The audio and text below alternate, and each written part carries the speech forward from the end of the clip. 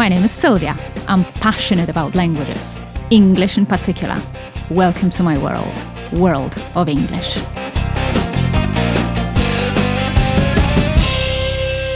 Hello, listeners of the World of English podcast. There's a new recording. I want to help you kill the time or pass the time if you need another expression, if you have any extra time on your hands right now. And as always, I'd love to teach you some English. But I have to admit that the subject that I have chosen for today's meeting may not seem very attractive at first, I have to tell you. But quoting Richard Branson, screw it, let's do it. So yeah, screw it, I'm going to do it. I'm going to talk about, there we go, prepositions. So today we'll be talking about prepositions. Not the greatest subject, you may say. Still, I do hope that I will make it easy and pleasant enough for you to follow, and so you will change your mind, because you know the rule here, that anything that comes, anything that is associated with the language, it has to be produced in such a way that is easy to bite. And this is what I'm going to do with prepositions for you right now. The reason why I decided to talk about preposition is that many students, many learners complain that they find the subject very difficult to study, very difficult to learn. There is a lot of frustration because there is no immediate association between the preposition, between the Polish language and the English language. Well, I have to agree to some extent. I do have to agree because there is no immediate translation. Very often there is this preposition that we have in our minds in the Polish language, and we cannot translate word for word because the preposition that we would need in English is completely different. And so today I'm going to share some advice with you how I would study the subject of prepositions, how I would learn prepositions if I were you, but also I will teach you some very specific situations in which a given preposition fits. And so because of this, you will not make mistakes. This is my assumption, and this is what I would love to do today. I will start with something that is called, or something that I call, fixed phrases. You know me, I have repeated that on numerous occasions. So if you study language, you have to study the whole chunks of words, the whole structures. And this is exactly what happens with prepositions. If you have this phrase, if you have this verb or an adjective, and it is followed by a given preposition, you just have to learn it by heart, and you just have to learn it as it is. Some of you may say, oh, this is a very interesting piece of advice, so you're telling us to learn something by heart. But believe me, there is a method in it. It really works, because many people, the kind of mistake that they make is that they just learn the verb itself, or they just learn the adjective itself, and that's it. So they know the translation and that's it. But there is no preposition after. So when there is this real life situation and they want to use a given phrase, they want to use a given verb plus a preposition, there is this black hole inside their heads, inside their minds, because they don't know the preposition. But if you study from the very beginning, if you learn the fixed expression, the fixed phrase, please trust me, please believe me, it'll be so much easier. And a couple of examples that I have prepared for you today are as follows. So, for instance, there is the depend on, a very useful expression, a well-known expression. And frankly speaking, in here, the learners do not make many mistakes, because it is so well known and somehow repeated on numerous occasions that they just remember that there is the depend on expression. How we use the expression? Well, I guess that's very simple. So the very popular phrase that many people are familiar with is like, it depends on the weather, for instance, right? So we can talk about our picnic plans, for instance, or our plans of playing basketball or playing football in the open air. So it all depends on the weather. But also the usage of the word depend on is a bit different, in a way that you can say that I depend on my friends, right? So here you talk about the emotion. So there are these people that you depend on. You trust them, you feel comfortable in their presence, and you know that you can count on them. And there you go. There's another fixed expression, count on somebody. Depend on somebody, count on somebody. Another expression that is here is responsible for. Again, very useful. You use it quite often. You use it when you talk about your professional situations, your work situation. So people say what they are responsible for. And please remember that that has been repeated a couple of times here, that if you have a preposition, what follows is either a noun. So I'm responsible for transport or for the import of goods, for instance, or what follows is the gerund expression. So you are responsible for marketing, for instance, right? So you need the ing form after the preposition. There is the expression arrive at, and this is a little bit of a problem because many people would put a different preposition in here. But please remember that arrive is followed by at. So you arrive at an office, you arrive at a cinema, you arrive at a given place, at a restaurant, but you arrive in a city and in a country.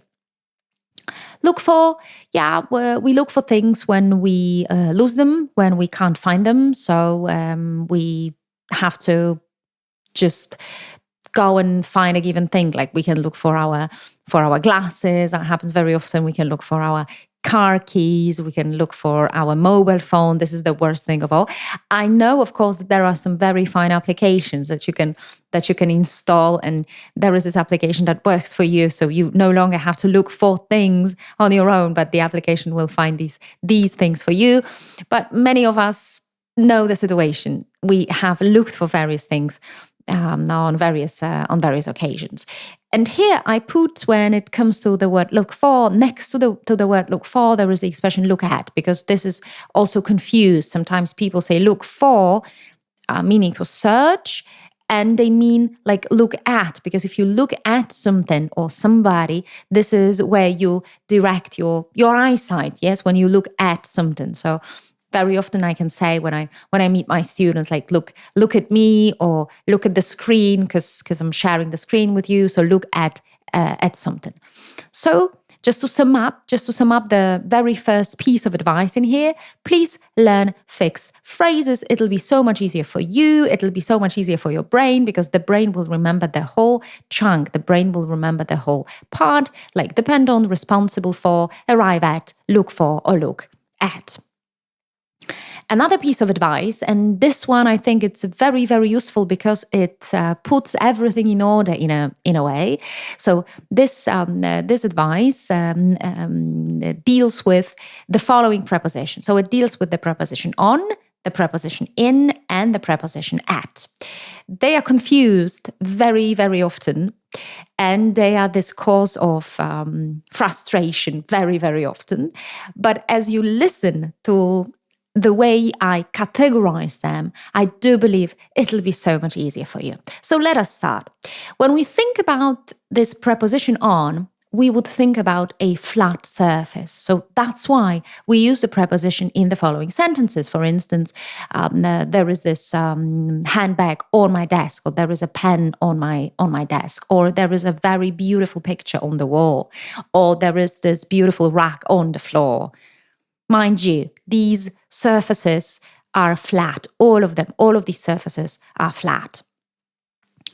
When we think about the preposition in, we would think about these spaces that are closed. So you are inside some given space. You are in a room, right? You are in a hall. You are in the bathroom. You are in the kitchen. You are in the conference room. You are somewhere that is closed. So it has got the four walls, and it has got the floor and the ceiling above you. And all the other spaces, so everything in between, should actually be covered with at. Because how would you describe the surface when you want to say that you are waiting at a bus stop, for instance?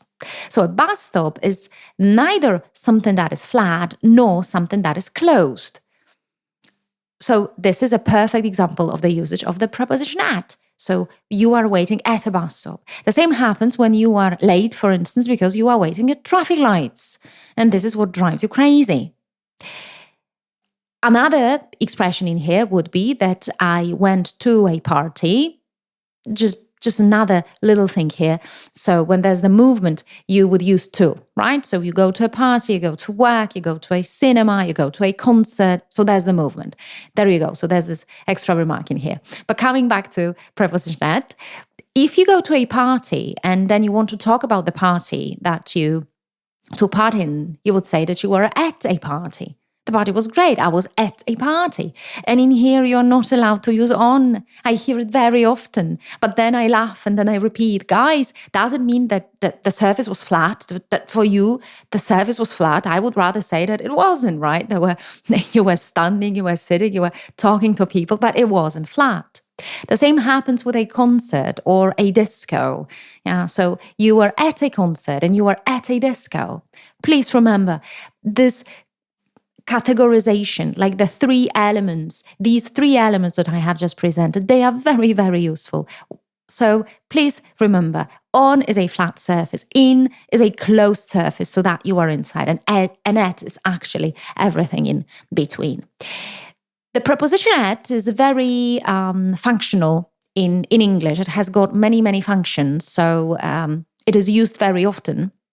But for some reason, Polish learners, especially Polish learners, forget about that. And I wouldn't know why. Because at is used on many occasions. And at, please remember, at is connected with the function of the place. So that's why there are the four very typical places where we usually find ourselves. And these places are as follows. At home. Yeah, this is where we spend a lot of our time. This is at home. At school, again, students go to school and spend their time at school. Adults spend most of their time or a lot of their time at work. And there are students also, the older students, because you can have students that go to for instance, to secondary schools, but there are those students that have already passed their school leaving examinations and they are at university. Yeah. So there's at home, at school, at work, and at university. Mind you, I hope you will never forget that. You will stop making these mistakes because it is actually very, very simple. And there is the golden rule. It's my private rule, but I would say it works. So I would love you to follow this rule, because the rule says if you want to use the Polish on, so we have this expression in Polish translated from Polish into English, and there is this preposition on, please use at. So the chance that you will make a mistake is actually very slim, because in most of these cases, you would rather use at, not on. So every single time you think about on, please use at. And if you do that, I'm sure your English will improve, and I'm sure it'll get so much better. Dear all, there is yet another issue connected with prepositions, namely the phrasal verbs. I know that phrasal verbs are not actually a very typical example of prepositions, meaning that this is a very special usage of a verb, because it is this collection, this pair of words where we have the verb and a preposition. But yeah, there is a preposition, and it is also a very problematic issue. This is what you tell me. This is what I hear very often. You ask me how to study phrasal verbs. You know me, right? My answer, my very often used answer is the context. But yes, this is how it happens, right? This is how children. I'm coming back to them because I'm a huge fan of children, meaning of their way of learning things, the way they acquire their knowledge, the way they grow and develop. So I'm a huge fan of their intelligence and their ability to study the world and to learn what is around them. But once again, this is exactly what they do. This is how they function. There is a context. The context gets repeated, and this is how they learn. So when they see a round object, they know that this is a ball, right? When they see this object with a flat board, flat surface, and four legs, they know that this is a table, because this context gets repeated over and over again. So context is a key thing here. Please don't learn, don't study English in between, so to say. I mean, so that there is Polish and there is English, and you try to mix the two languages. Of course, this is how we begin, and of course there should be translation. But if you can stop translating, right? If you can just focus on one language more, I mean, on the English language, it will produce so much better results for you. Coming back to phrasal verbs and the context thing, and the reason why I introduced the context thing here again is that what I would do if I were you is I would use I would learn phrasal verbs in pairs of 2 sentences. What I mean here is that each phrasal verb has got its equivalent in the regular verb. So my advice is to study, to learn, to try to remember a sentence, and I have repeated that again, that sentences are great. You should study sentences, sometimes even by heart. But in this way, your brain will remember the whole connection of words. And this is what we want. Language is this whole collection of words. It is not just one word that is translated from Polish into English, but it is the whole collection of expressions. So if you learn by heart a given sentence, and then if you are in a stressful situation, in this real life situation, you are supposed to produce some expression in English, you will have that sentence in your mind. All you will have to do is just change the subject, or change the object. But the general collection, the collection of words is there. So that's why it is so helpful.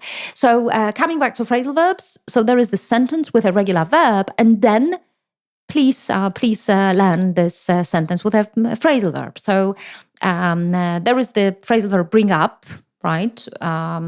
So we bring up children. This is what we do. This is the chore, the everyday chore, everyday duty.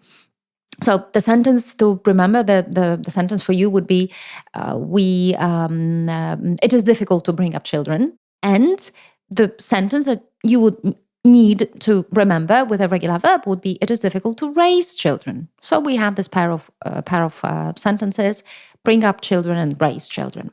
Another example here would be call off. So if you call something off, it means that it is cancelled. So it will no longer take place. So the airlines may call off their flights. This is what has happened quite recently, or has been happening quite recently. So the airlines have cancelled their flight, and the airlines have called off their flight, for instance. If you use the phrasal verb call off, very often you would use the phrasal verb put off, because call off, it means like to stop something completely, and it means that something that you wanted to take part in is no longer taking place. But put off means that it will happen, it will take place, but at a different moment in time, at a later moment in time. And so put off means to postpone. So we can say that the meeting has been put off. In other words, the meeting has been postponed. Another pair of words would be back up and support. I like the word back very, very often, because it is used in the incorrect context very often. For you, back means to come back, but come back means that you return to a given place only if you add the verb come, because in this particular respect, back is not a verb, come is the verb. But back means to support, yeah. So you would use the word back, but in a completely different context. Remember, back wouldn't mean that you're coming back. Back means that you support. So back up means to support, and we all count on this support of our friends, and we all count that our friends will back us up. It's a nice feeling knowing that there are these people, family and friends that are by our side, just next to us, supporting us. The very last expression that I'd like to practice with you a little bit is eat out. If you eat out, it means that you leave your home, that you decide not to cook at home, and that you just go to a restaurant and eat at a restaurant. Just to revise, there are these 5 expressions. So this is bring up, which means raise, and call off, which means cancel, put off, which means postpone, back up, that is support, and eat out means eat at a restaurant. Easy peasy, you see? It is really that easy. My advice here, as we are going to finish, my advice here would be to look at all these elements of the language, of the English language, with hope, meaning that it is not really that difficult. I'm trying to show you, and it's been a couple of episodes, guys, and you have known me for a couple of episodes, and I have tried in all of these episodes, I have tried to show you that the English language, that's what I'm talking about here. The English language is not that difficult. All you have to do is just look at it from different angles. All you have to do is just find a method. All you have to do is just see how it works and understand how it works. This is the key thing, right? Try to see the relation, try to see the associations, try to build these associations in your mind. And if you do that, you will see, I'm sure, I know, because that's the feedback, you just suddenly understand, suddenly the language becomes so much easier. So guys, please remember what we've been talking about today. Please use this knowledge in practice, and please listen to me again in the next episode. Thank you so much. Bye-bye.